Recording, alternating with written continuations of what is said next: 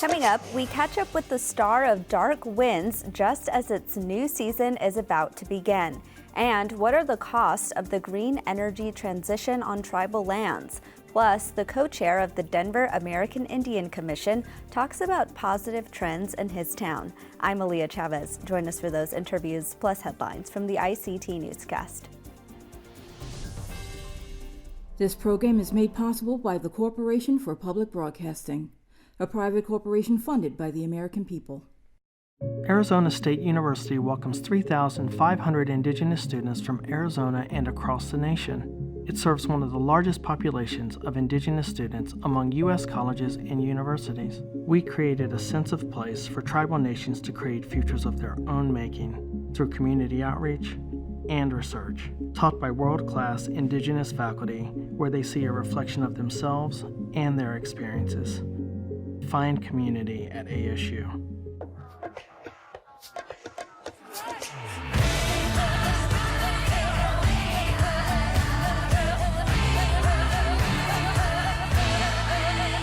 This is the ICT Newscast with Aaliyah Chavez. Amadawa Hopa, thank you for joining us. We begin today in Alaska, where the state's largest tribal hospital has lost its accreditation status. The Alaska Native Medical Center received notice from federal regulators in mid-July that it lost its deemed status. This essentially means the hospital could lose its ability to participate in Medicare if the actions are not corrected. The removal made by the Centers for Medicare and Medicaid Services found that the 172-bed facility had deficiencies within its emergency services and governing body.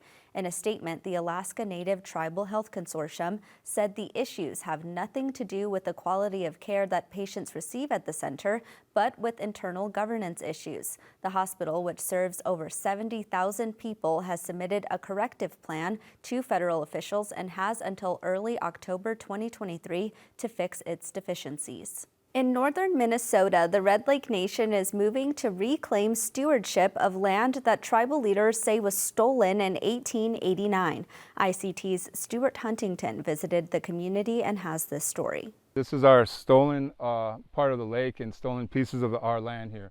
In 1889, foresighted leaders of the Red Lake Nation rebuffed federal efforts to divide or allot tribally owned territory into individually owned parcels. That allotment policy carved up U.S. reservations and eased the way for non-natives to swindle Indian land. But the 1889 Red Lake victory came at a price. After concurrent talks about reservation boundaries, government negotiators kept the northeastern portion of Red Lake from the tribe, even though Red Lake negotiators explicitly agreed to stewardship of the entire body of water. Today, Red Lake citizens and leaders want the boundaries their ancestors negotiated restored. Chairman Darrell Seekey shared with ICT a speech he gave to the tribe earlier this year. In 1889 agreement, there is no question that the chiefs intended to retain the entire upper Red and lower Red Lakes together with the land surrounding each of the lakes when they agreed to cede lands to the United States. Despite the chief's clear intent that the tribe and its attorneys have presented their argument in writing and in person to Department of Interior officials. They hope to avoid litigation, but say they won't shy away from it if necessary. We own the whole lake, and we're going after the part that was stolen from us. Meanwhile, citizen activists continue to assert their territorial rights. McGizzy Spears has joined direct actions in the small hamlet of Washkish along the northeastern reservation boundaries for more than a decade. We've proven our points here to the Minnesota DNR and the Beltrami County Sheriff's Department that we're in charge of this lake here by proving it over 5 different summer fish-ins over the years. We've started in May 13th of 2011, where we fished the day before the fishing opener, and we fished without fishing license, and we also let the Minnesota DNR know that we were going to be in the vicinity fishing.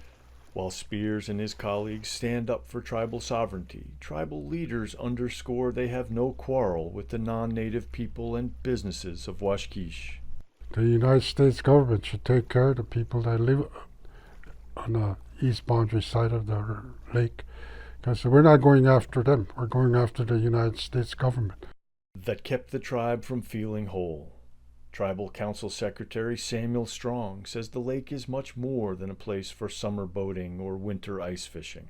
We've always seen the lake as one of our relatives, and as such, we have to protect our lake. We have to protect our relatives in that same way.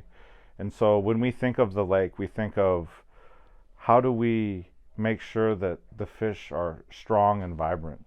How do we make sure that there aren't invasive species coming onto the lake? The lake has always been a part of our reservation. We've always come back to the truth that we would never give up this lake. We would never give up on our own relatives.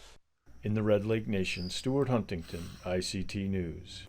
In Oklahoma, a Cherokee television series has won at the Emmy Awards. This year, the Cherokee Nation's OCO TV earned 6 Heartland Regional Emmy Awards after receiving 9 nominations. It was for the tribe's cultural documentary series called OCO, Voices of the Cherokee People. It features the nation's history, language, and culture. The show's executive producer and host, Jennifer Lauren, celebrated the wins, saying she and her team are thankful for the recognition and that the awards prove that Native-led programming belongs in television. This award season brings OCO TV's total Emmy wins to 22 since the show first aired in 2015. We congratulate our friends there for a job well done. And those are the headlines for the ICT Newscast.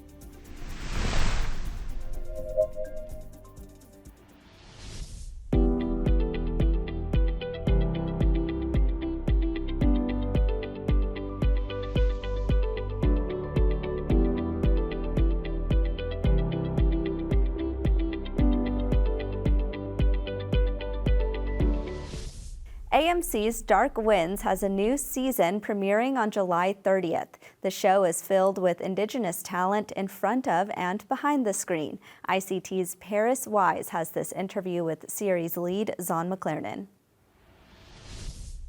Dark Winds, like last year, is a mystery crime show, which is set on the Navajo reservation about Joe Lee Porn. It's based on Tony Hillerman books with Joe Lee Porn, who I play, and Kiowa Gordon is Jim Chi, Jessica Matten as Bernadette, and Deanna Allison, who plays my wife. And we've got a ton of actors this year on the show. We've got quite a list of Navajo actors as well on the show. We've got some great guest stars, and the overview is basically about Joe Lee Porn finds some evidence regarding his child that he had lost in the previous season, and he pursues that evidence to find out what happened to him. Trying not to do any spoiler alerts, you know. You mentioned you're returning with the other series leads such as Kiowa Gordon and Jessica Matten. How will we see the relationships between these characters progress? I think there's a bit more levity this year with the show. We're trying to bring a little bit more of the what it's really like on the res and the humor within our cultures and the relationships, the teasing between people. So there's more levity within the show and with these characters. It's so difficult not to spoil the show to tell you, exactly what has happened. But I think bottom line is you'll see more levity. How have the relationships between you as actors also progressed now that you've been able to work together again? Well, I've known Jessica and Kiowa we've worked together in the past. We did a show together called Frontier, Jason Momoa, and I worked with Kiowa on a Sundance series as well. So I've known those guys for quite a while, and we've all become close friends, and we stay in contact when we're not working as well. Keep in touch, and I've grown to care deeply for my wife, who is Deanna Allison, who is a Navajo actress from, she grew up in, I believe, Albuquerque. or I think she grew up in the Navajo Res, but she lives in Albuquerque now. So gotten very close to all my castmates over the past couple of seasons.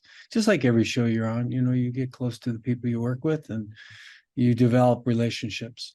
Well, speaking of, I have to bring up your character, Officer Big in Reservation Dogs, who will be making his last appearance in the show's series finale.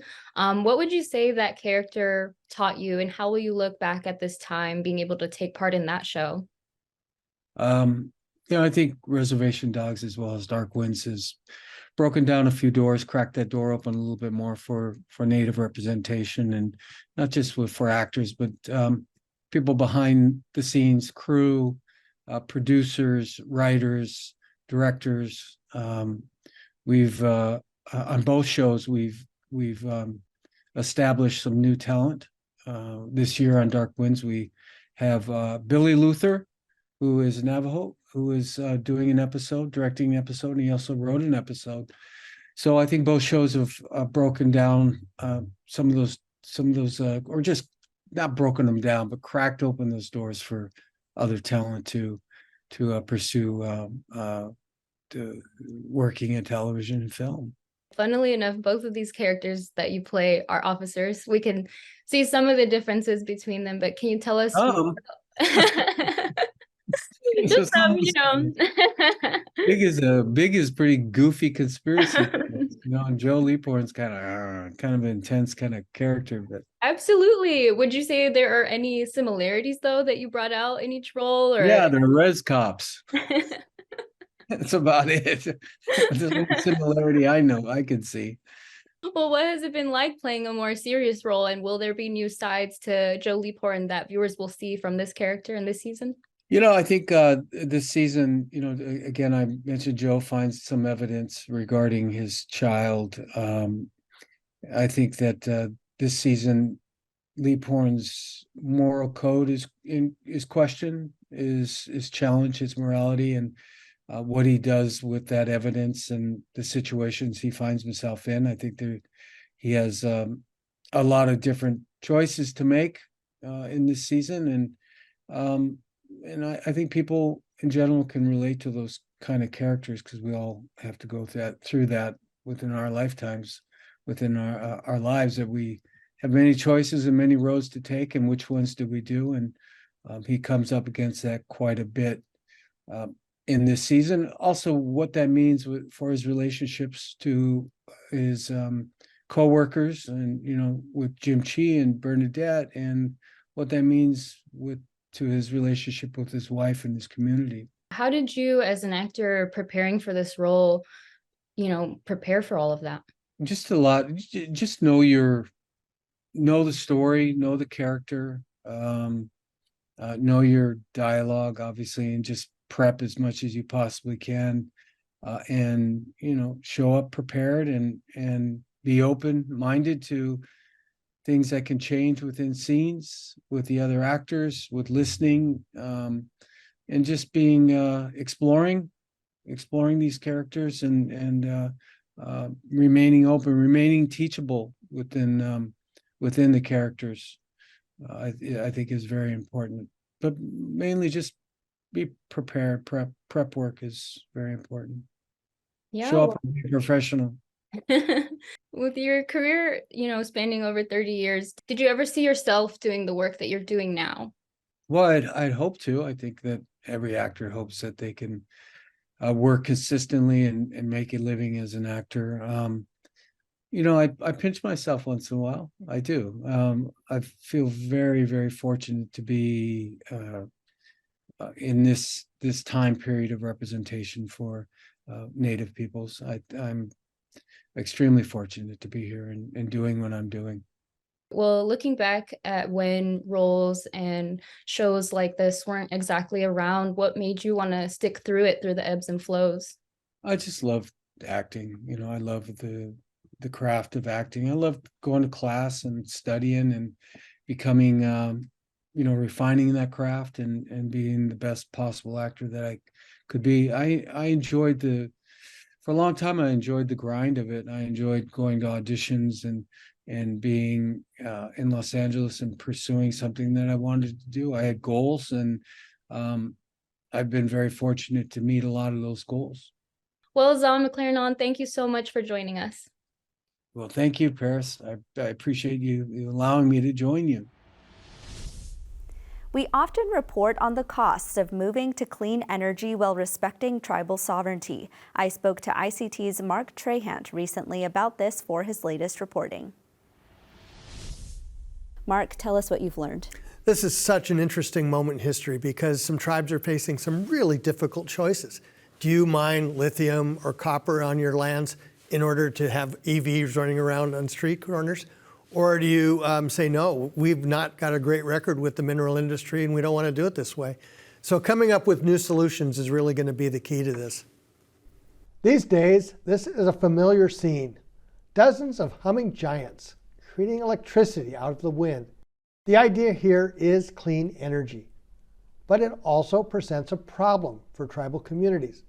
These giant windmills might look white, but they're really copper. In fact, one windmill represents about 4.7 tons of copper and another 700 pounds of rare earth minerals. On top of that, we need more copper to build new electric lines because the ones we have now are not designed to carry clean energy. Recently, the Aspen Institute released a report calling on Congress to adopt a strategic minerals policy. This is important because the mining industry and governments have to sell the idea that this time it's different. This time, the industry will respect cultural and religious sites. This time, the industry will clean up its own mess. And this time, it will reward tribal communities as owners instead of serving up resources as colonies. Why would anyone believe that? Heidi Heitkamp is a former Democratic senator from North Dakota. The question is, how likely is it that we can hit a reset button? Especially with Indigenous populations, because the history is not good. The history from the very beginning with colonization and leading to exploitation, putting people on reservations, then leading to exploiting people. And when you find minerals, say, step aside, and you look at the Black Hills. Black Hills, no one had any interest in until they found gold, and literally violated the Laramie Treaty. And people don't want to hear that, but that's the truth. And so what about today would tell anyone that it was going to be different tomorrow? The Aspen Institute says it's time for Congress to clarify and enforce the rights of Indigenous people when it comes to mining. The task force recommendations include free, prior, and informed consent, and tribal nations might consider project equity. That will help boost U.S. critical mineral policy in a manner that is economically, environmentally, and socially responsible, Aspen said.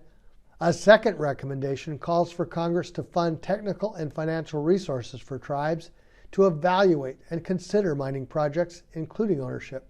The First Nations Major Projects Coalition in Canada is a model. Aspen says that 27 nations have joined together to access capital and technical expertise in Canada, and the goal would be for tribal nations in the U.S.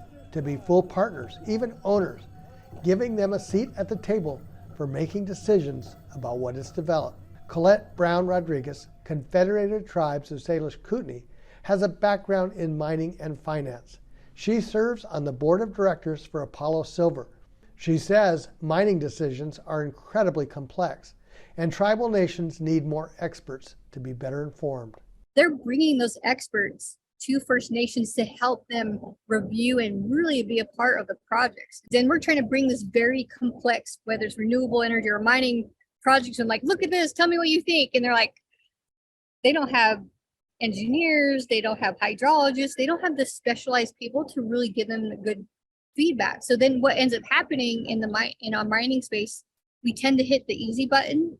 It's all supply chain economics. And that's kind of why I went back to get my MBA, because I love mining and I love renewable energy, but I wanted to understand how the world system works with all these different commodities. She suggests we think about a grocery store. I'm hoping that those of us, especially in the renewable energy space, are going to become more willing to look at the reality of the need for critical minerals and how can we all start working together to make things, I think, a little bit more I don't know, acceptable. And I think it's kind of like the disconnect from nature.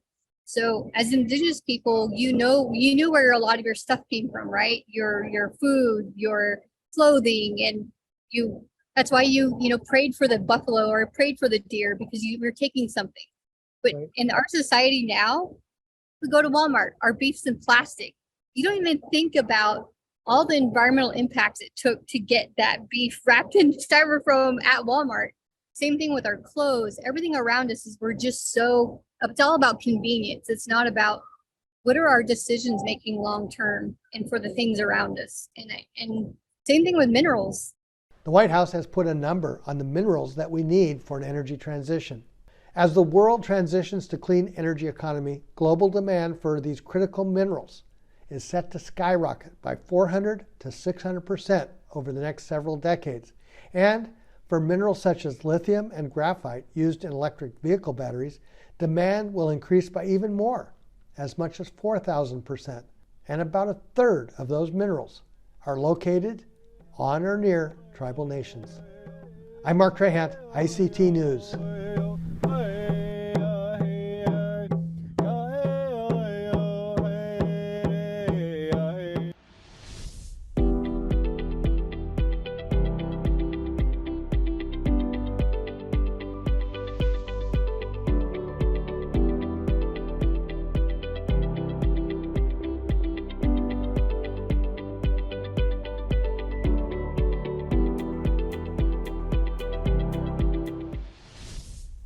As co-chair of the Denver American Indian Commission, Joshua Emerson sees some positive things but remains wary. He's also a stand-up comedian whose love of comedy comes from the humor that flows through Indian country.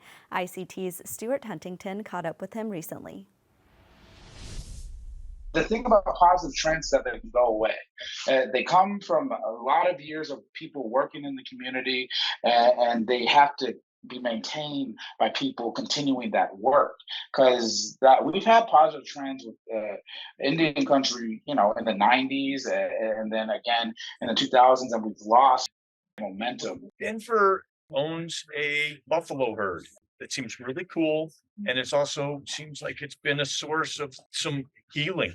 Yeah, so the city of Denver, through their city parks and recs department, they own about 30 buffalo up at Genesee Park and a couple more at Daniels Park. And what they used to do, the herd would get too big. And so they would just have an auction for meat for the extra members of the herd that they needed to do when it grew too large for the space.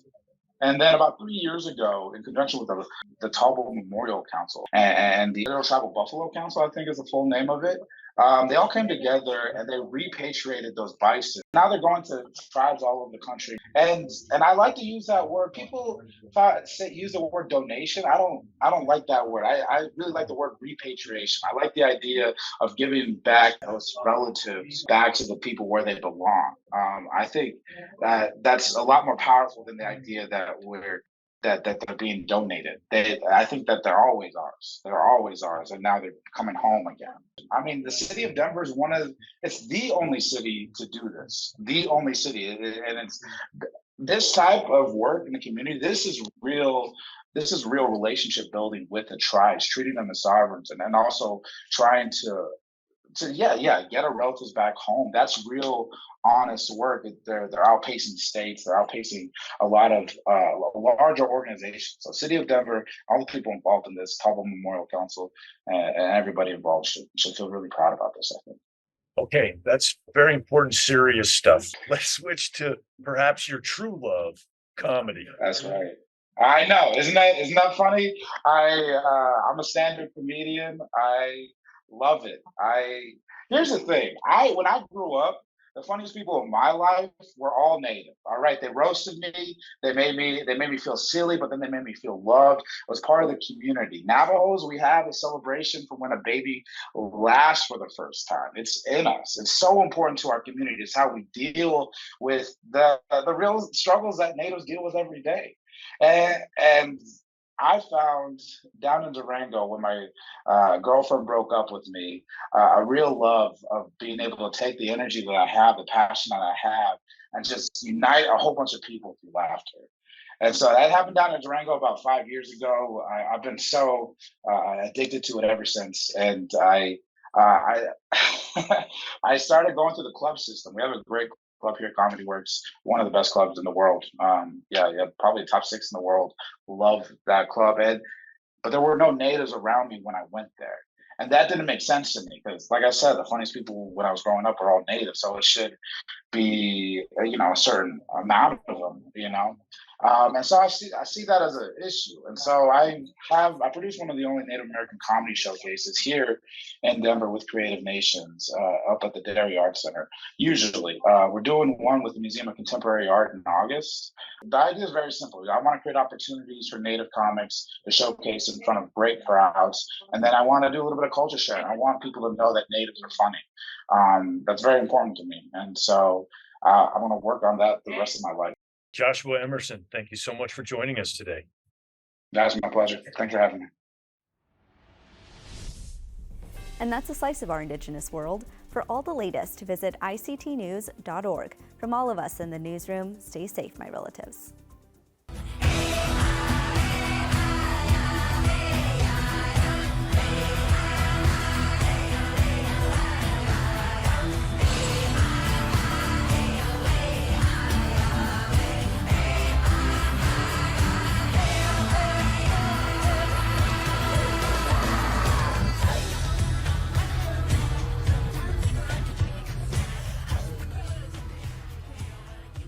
This program is made possible by the Corporation for Public Broadcasting, a private corporation funded by the American people.